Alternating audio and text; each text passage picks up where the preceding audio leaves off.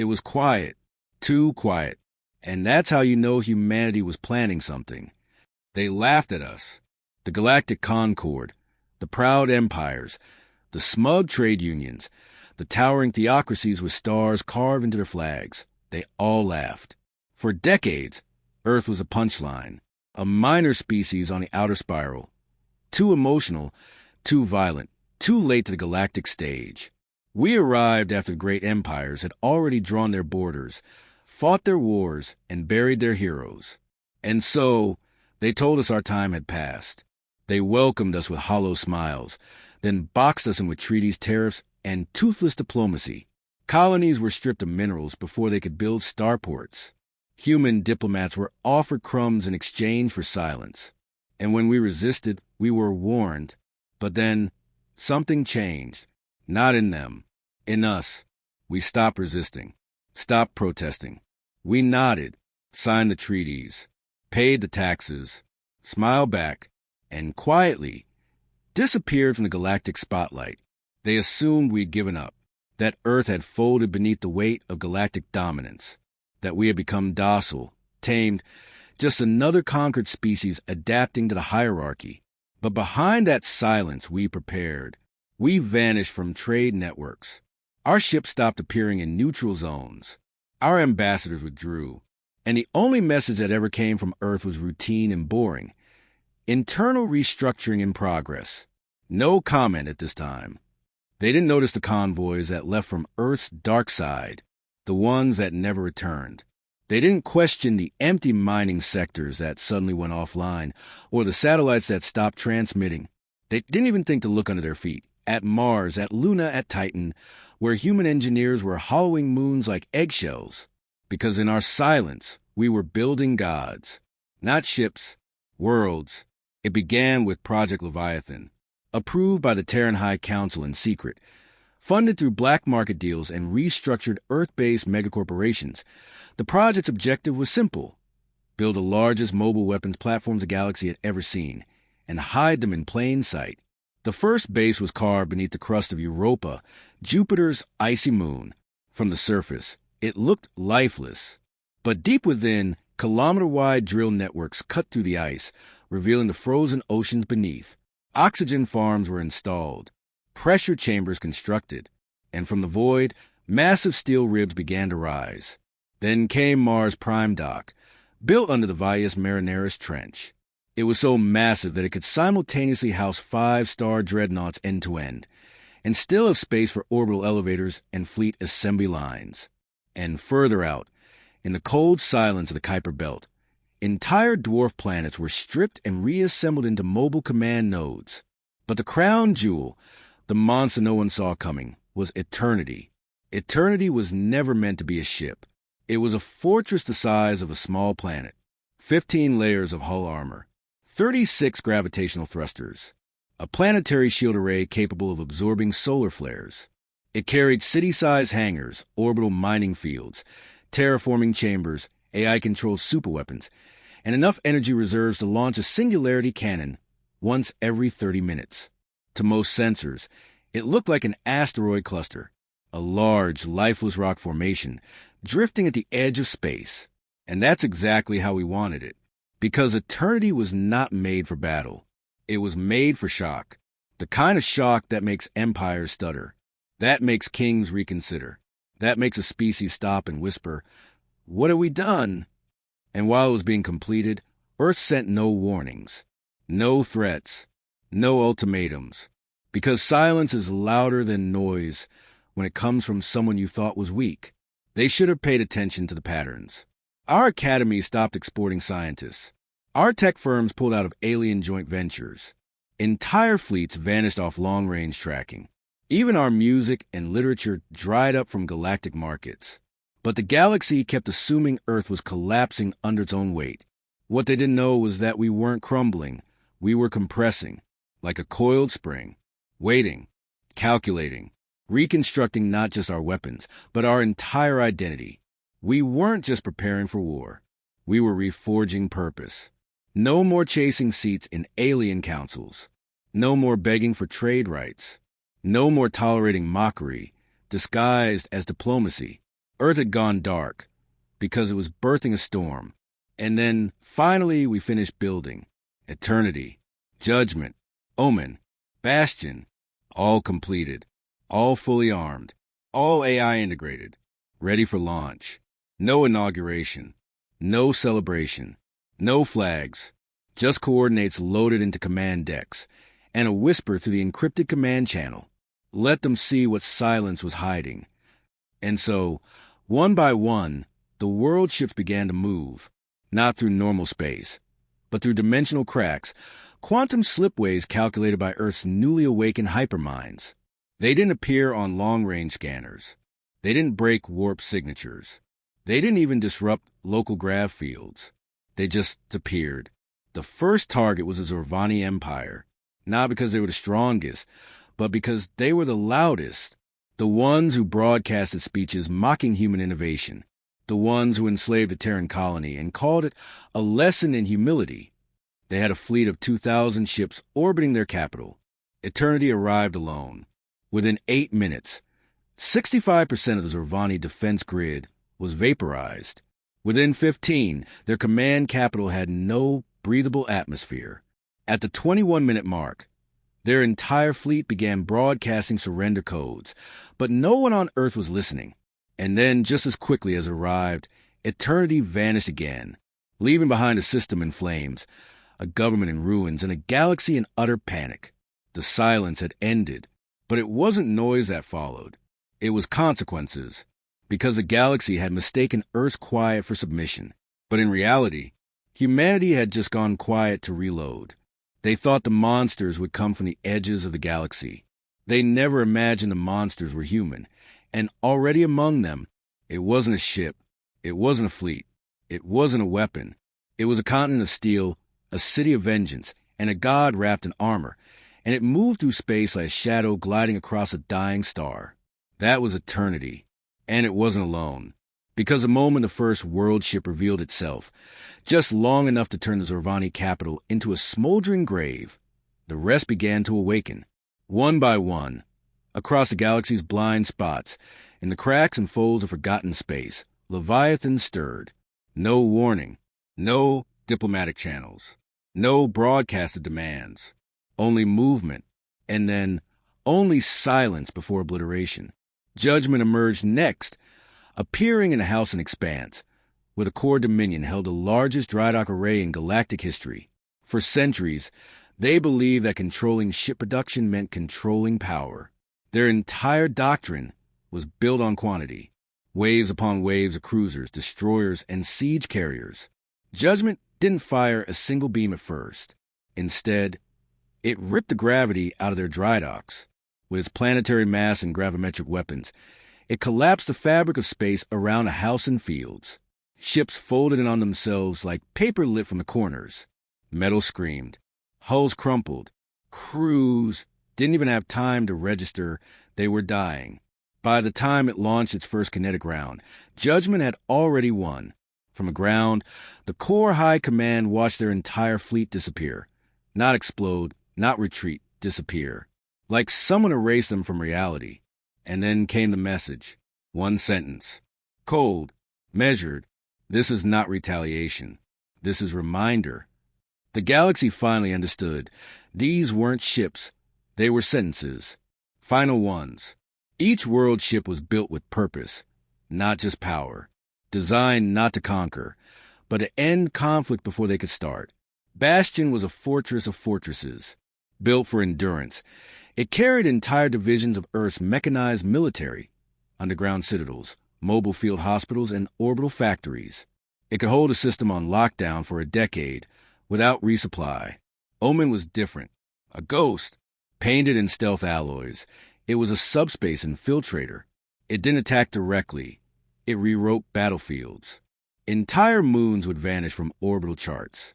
Command ships would report that their own fleets had turned against them. Hacked, hijacked, shattered by friendly fire. No one ever saw Omen. They only saw the aftermath. Chaos where there was once control. Ruin where there was once order. Every world ship was different. But their objective was the same. Make sure no one ever thinks of threatening Earth again. And here's the terrifying truth the galaxy learned too late. Humanity had built entire civilizations into these titans. Eternity had a population larger than most mid-tier empires. Engineers, pilots, officers, citizens born into gravity-neutral life. They had schools, hospitals, art galleries, biodomes bigger than continents. Children were raised inside the weapon of vengeance their ancestors designed. And they were proud. These weren't just machines. They were homes. Each ship was a self-sustaining society, powered by dark matter cores and quantum reactors. Entire ecosystems were cultivated inside massive pressurized vaults. Artificial skies, virtual oceans, endless terrain for zero-G training, cities on the move, and at the center of each, an AI core, not a synthetic assistant, not a program, a mind fully sentient, hyper-evolved from Earth's own neural networks.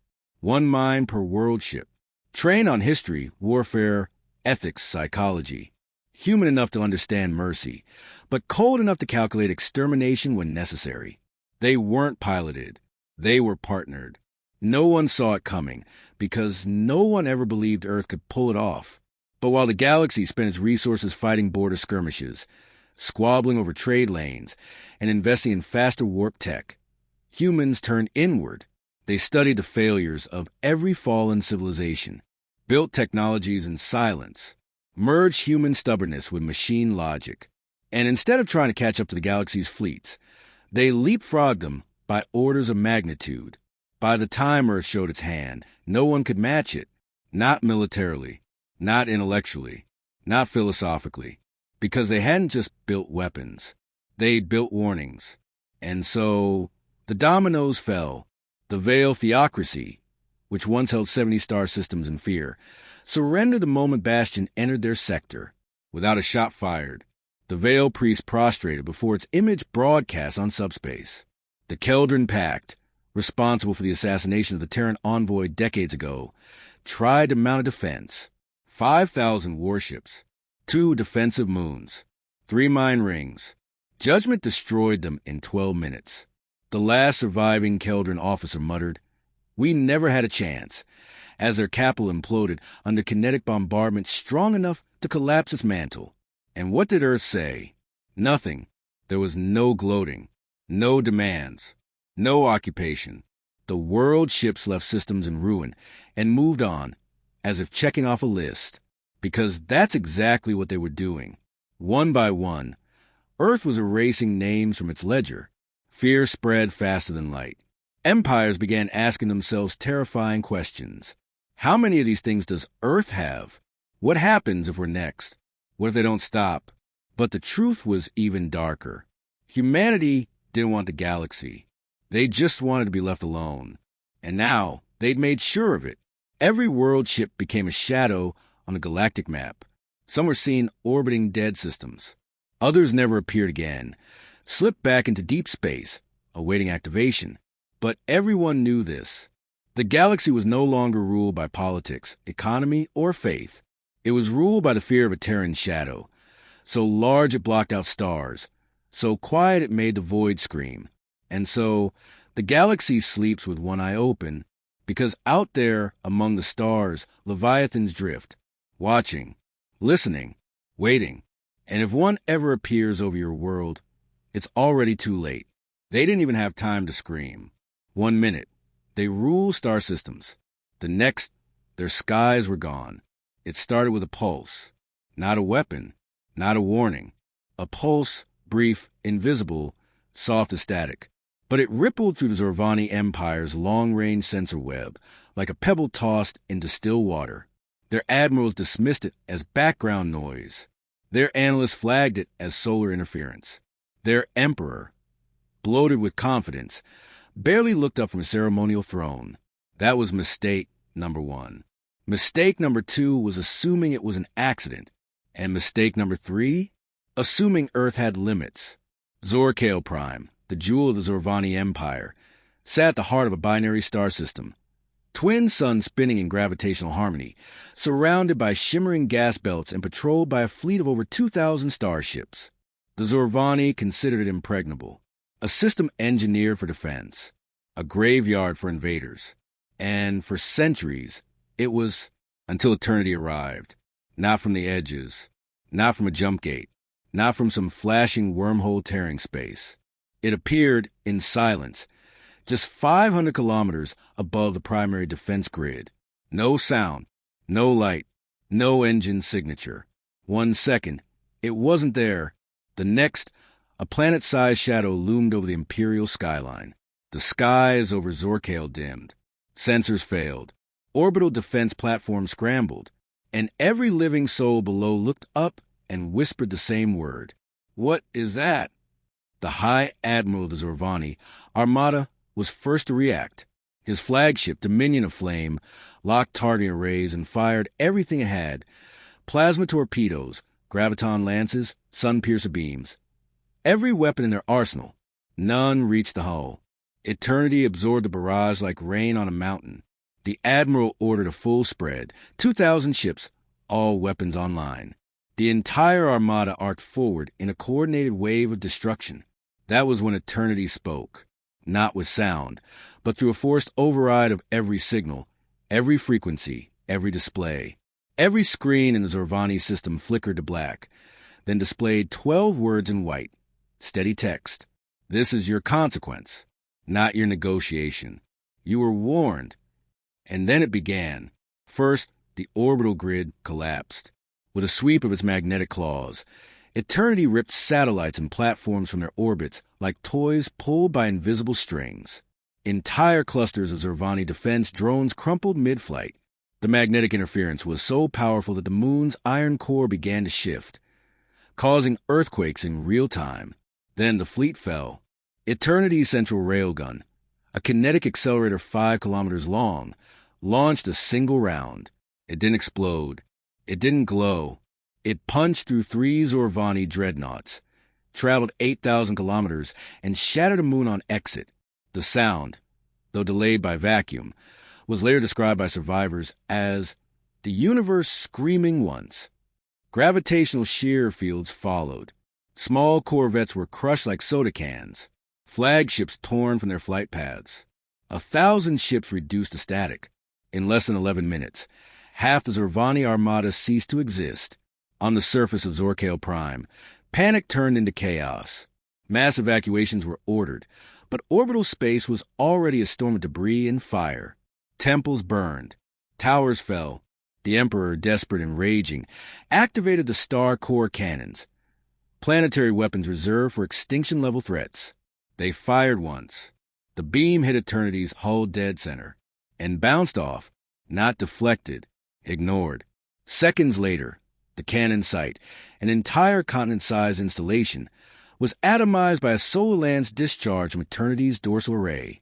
The blast carved a trench so deep it pierced the planet's mantle. Lava bled out. Ash covered the sky. The Empire's last hope?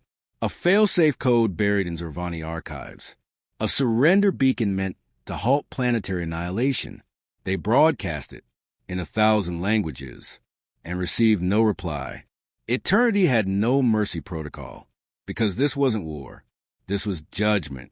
This was Earth's answer to decades of humiliation, enslavement, insult, and mockery.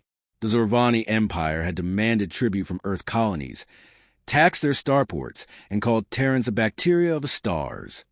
They had forgotten the one rule of history.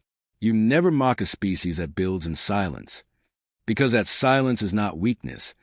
It's the sound of hammers ringing in deep vaults.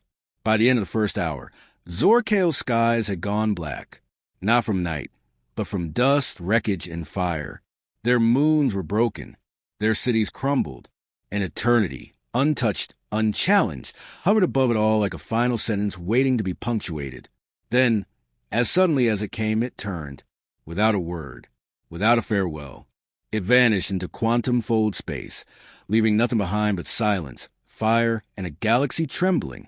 The fallout was immediate. The German Republic held an emergency session and voted to demilitarize. The Trossen Guild sent an envoy to Earth with a gift, their own planetary defense keys. The Galactic Concord tried to spin the event as an unfortunate misunderstanding. But when they attempted to send reconnaissance ships to Zorvani space, they received a single broadcast on loop. Do not investigate the ruins. Do not measure crater. Just remember it. And from that moment forward, Earth no longer asked for respect. It was a respect. The Zorvani were the first, but they would not be the last. Every empire that had once wronged Earth now stared at their sky and wondered, will they come for us next? Because the message was clear. Earth wasn't conquering. Earth was correcting. They didn't fall because of fire. They fell because of fear. There was no declaration of war, no ultimatum, no treaty to sign. The day after Zorvani space turned to cinders, the galaxy changed, not with a bang, but with a whisper. In throne rooms, war chambers, trade halls, and holy temples across thousands of systems, the question echoed louder than explosions ever could. What does Earth want? And to their horror, the answer was nothing. This wasn't conquest. There were no occupation forces, no demand for resources, no new borders drawn. The Terran Leviathans came, they punished, they vanished, and that terrified the galaxy more than any empire ever had. Because if they had wanted power, negotiations might have worked. If they had wanted territory, bribes might have bought time. But what do you offer a force that wants neither your planet nor your gold? Only that you never threaten them again. The answer was clear. You submit, or you disappear. The Veil theocracy was the next to break. Once the spiritual iron fist of the Galactic Concord, the Veil ruled through fear and faith, preaching that their gods had promised them eternal dominion. When Bastion arrived at the edge of their sacred sector, it didn't fire a single round. It merely drifted forward, slowly, deliberately. 16 Veil Temple worlds watched in silence as Bastion's colossal frame eclipsed their suns. For 3 full days it said nothing, did nothing, just hung there like a silent judgment. The Veil High Oracle gathered her priesthood and, in front of 3 billion viewers, fell to her knees and surrendered. Not in battle. In belief, she denounced their gods, tore off her ceremonial headdress, and declared Earth's Leviathans to be the will of the stars themselves. Elsewhere, the Karen Alliance didn't wait for a world ship to appear. The moment the Zorvani system went dark, the Karen Parliament initiated emergency protocols. Defense networks were dismantled. Military leaders were stripped of command. Their fleets were gifted to Earth, sent in massive convoys with messages like, use them as you wish. Spare us. Earth never responded. The fleets were taken. The Karen were ignored. But the message was received loud and clear. Submission was safer than resistance. Survival was found in silence, not defiance. It wasn't just the militaries that buckled. Entire economies collapsed overnight. The galactic credit standard plummeted as sectors feared Terran retaliation. Resource-rich trade unions began hoarding goods, unsure if their worlds would be next. Shipyards halted all production of warships. And most telling of all, the Galactic Concord itself, the most powerful governing body in known space, ceased to function. Why? Because their central station, Unity Spire, was obliterated by judgment within 14 minutes of issuing a sanction on Earth. No build-up, no preamble. One moment, a council was voting. The next, there was only debris. No one claimed responsibility. Earth didn't confirm. It didn't need to. Everyone knew. Suddenly, Earth wasn't a political player. It was a force of nature, a galactic truth, something you adjusted for like gravity or radiation. You didn't threaten Earth. You didn't compete with Earth. You planned your future around Earth. Or you didn't have a future at all. Some empires tried to adapt. The Raltari Syndicate, once notorious slavers of fringe worlds, including Terran colonies during Earth's early spacefaring years, immediately issued reparations. They didn't send credits. They didn't send apologies. They sent 10,000 of their own nobles, in chains, delivered to Earth's lunar gate with a message. Take them. Let their suffering settle the debt. The gate's AI took the prisoners, said nothing, and closed. That silence was louder than forgiveness, and far more terrifying. And what was Earth doing during all this? Nothing. Not a single broadcast. Not a single boast. The Leviathans drifted through space like wandering titans. Their presence felt but never explained. Humanity issued no rules, no council, no list of demands. Because power doesn't ask. It doesn't explain. It exists. And so the galaxy changed its course, not from invasion, but from anticipation. Who would be next? Which empire had insulted Earth 10 years ago? Who failed to return a prisoner? Who taxed a Terran freighter? No one remembered all the sins, but Earth had a list, and every day the Leviathans didn't appear above a world was a gift. In time, the galaxy forgot what was like to be free from fear. Empires began competing not in military strength, but in displays of Terran loyalty. Entire festivals were declared in Earth's name, statues built, languages adjusted to include Terran honorifics. Children raised with bedtime stories not of local heroes, but of eternity, the silent god in the void. And the most elite military academies across the stars rewrote their doctrines. They added a single line: if a Terran Leviathan appears above your world, do not fight.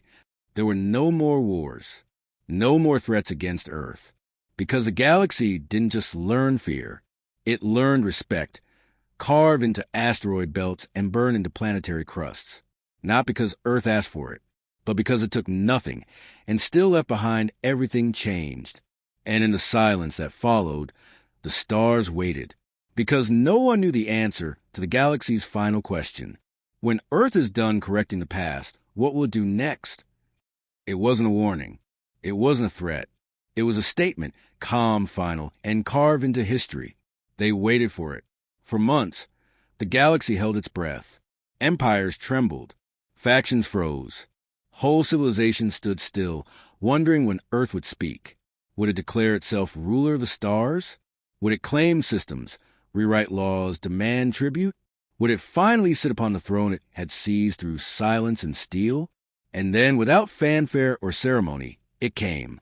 Not from a politician, not from a warship, but from a simple Terran broadcast buoy, drifting across every known subspace channel, perfectly clear in every language. We asked for peace. You taught us to prepare for war. That was it. 12 words. And it shattered the galaxy more completely than any Leviathan had, because behind those words was everything. The betrayal, the exploitation, the humiliation humanity had endured, the taxes on their colonies, the mockery of their culture, the slavery of their people, the silence they'd been forced into. And in response, humanity had spoken not in revenge, but in design. They built in darkness, not because they wanted vengeance, but because they needed insurance. A future where no one could ever chain them again. The galaxy expected Earth to become a tyrant, but Earth wasn't interested in rule. It was interested in balance, in never again being at someone else's mercy, in making sure that what happened once would have been inflicted on their homeworld and their kindred never happen again. Not to them, and maybe, just maybe, not to anyone else. What followed wasn't domination. It was withdrawal. One by one, the Leviathans vanished from populated systems. Eternity was last seen near the collapsed star in Sector 9V, Delta, drifting in orbit like a monument. Some believe it shut itself down. Others say it waits for the next betrayal. Judgment passed silently through a wormhole corridor in the Andromeda Reach.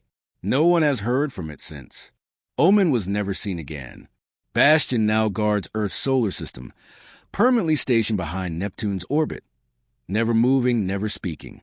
Just watching. And as Earth faded once again into silence, the galaxy did not cheer. It mourned, because it realized it hadn't just seen weapons. It had seen what happens when you corner the wrong species. Across the stars, stories began to spread. Not tales of terror, but of awe. Children were told, do not mock the quiet ones. They build when they bleed. Elders whispered, humanity never wanted war. They just wanted to live without chains. And the phrase Terra Silentium, Earth's silence, became legend, not as a time of destruction, but as a warning to all empires. Never underestimate what the broken will create in the dark. And what of Earth? It did not crown itself. It did not celebrate.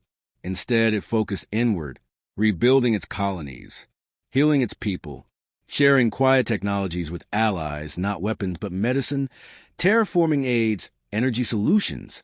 It had nothing more to prove, because everyone already believed. But the fear remained, not because Earth would strike again, but because it didn't need to. The galaxy had been reshaped not by an army, but by the possibility of one. And every time a conflict began to brew, a politician would pause and ask, what if they're watching? And that alone was enough, because when you know a god can descend from the stars at any moment, you tread carefully, not because you're weak, but because you remember what silence can hide. And somewhere, deep in the void, a transmission hums, never ceasing, a message encoded inside eternity's AI, a code that only humanity understands. Its translation? Prepare in silence. Strike only when truth is broken, and leave nothing unfinished. That was Earth's true legacy, not destruction. Discipline, not war. Warning, not fear. Balance, because in the end, humanity never wanted to rule the stars. They just wanted to make sure no one ever told them to kneel again. And now they never will,